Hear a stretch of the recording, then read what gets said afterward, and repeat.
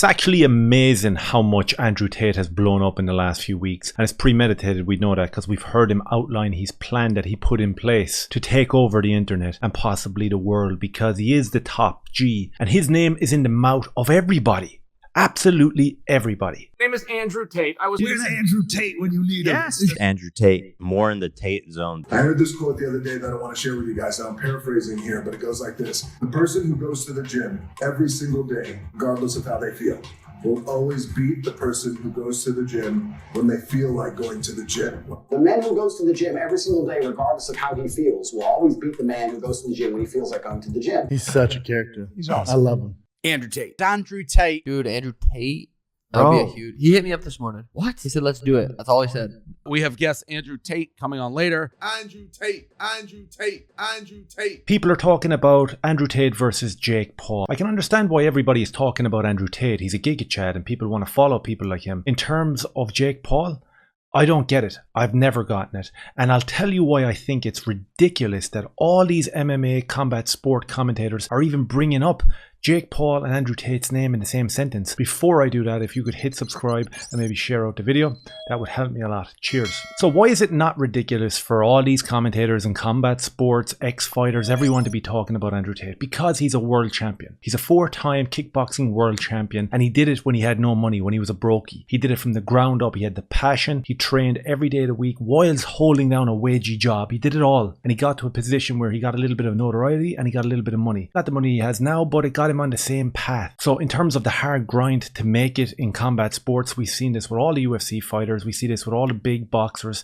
This is something to behold. And when he espouses the badassery, you know that he can back it up because he's done it. He's put in the grind. He's done the hard work when there was no money, there was no cameras, there was no nothing. And on the flip side of that, we have the most obnoxious person that you could ever see. That's Jake Paul. Is he a marketing genius? Yes. Does he know how to fiddle the algorithm and get himself all the way up there in terms of like outrageous carry on? Yes, he does. Can he fight? There's the interesting question. Can he fight? I don't think so. I don't think so. Controversial statement maybe, but I do find it shocking when I see Chael Sonnen and Jesse on Fire and all the big YouTubers talking about Jake Paul as if he's got like some mad skills. I really do. I've been around and involved in MMA and Brazilian Jiu-Jitsu for a very long time. I've sparred hundreds of hours. I know what the sparring sessions feel like. I know what it feels like to do 5-minute rounds and be completely and utterly broke up after tapping a million times. I know what that grind is like. I also have children that are boxing and rolling in Jiu-Jitsu for 8 to 10 years, and I've seen them compete in competitions over and over again. The point that I'm making is, when I see 13-year-olds boxing, when I see 15-year-olds sparring in jiu-jitsu, when I'm involved in competitions, and even when I'm sparring in the adult classes myself, there's a style that develops with people that are able to fight. You kind of see it with football as well. You can learn how to play football, but there's some people that are born to do it. And I don't see that with Jake Paul. When I see him boxing, it's kind of like you're a millionaire celebrity and this is like a hobby on the side. And I know you've been taking it serious and you've had 5 fights all against YouTubers, Ben Askren and Tyron Woodley. The Tyron Woodley one was shocking. I thought Woodley would do better. There might be some nefariousness going on there. I don't know. I can't say. I know that the last knockout was a good knockout. I spoke about this in my last video when Khamzat dropped Gerald Meerschaert. It was kind of like that. It was this kind of out of nowhere punch. It did pan Tyron Woodley out cold, but in the same breath, I didn't look at him and think, holy shit, this guy is a fucking fighter. I didn't think that at all. I see better looking fighters and better stylistic fighting stances in under 10s and under 13s boxing matches. I really do. So that's why I feel it's slightly ridiculous and aimed towards clickbait, and we all love a bit of clickbait when we see these big YouTubers talking about Jake Paul. Like, if we're really talking about MMA or combat sports, is this where Jake Paul is? I mean, when Logan Paul fought KSI and even Mayweather, he looked a 10 times better boxer than Jake Paul. That's just my opinion. I think he looks more athletic and he looks like he can actually hold up in terms of the pizzazz of fighting. I don't get why everyone talks about Jake Paul. I know it's marketing. I know he's a big deal. I know he brings loads of eyes onto the actual combat sport. But you can watch Chael Sonnen and talk about no one's calling him out. No one's calling him out. No one wants to fight him. Respected fighters don't want to fight him. And even celebrities that think they're tough don't want to fight him because, I don't know, maybe he's a joke. Then again, you have the desperados that want to jump in there and get the money. That's fine. I'm all up for that as well. Get everyone in there, get their money. Just as an opinion piece on Jake Paul, I'm not a fan. And to get to the point, and I've buried the lead long enough, to get to the point, if he was to engage in a fight, a boxing match with Andrew Tate, he would be absolutely and utterly demolished.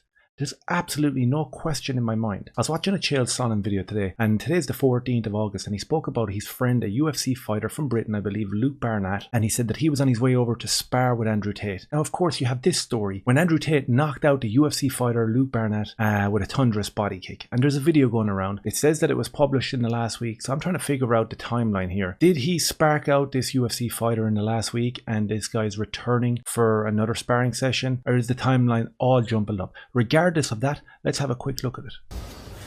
I mean, so far it looks pretty straightforward, a nice gentle sparring session. But there's a kick coming up here that rocks his world. Come on, hold him on the punch.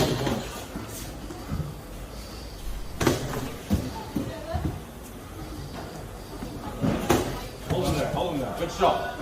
No, it's okay. Good hook.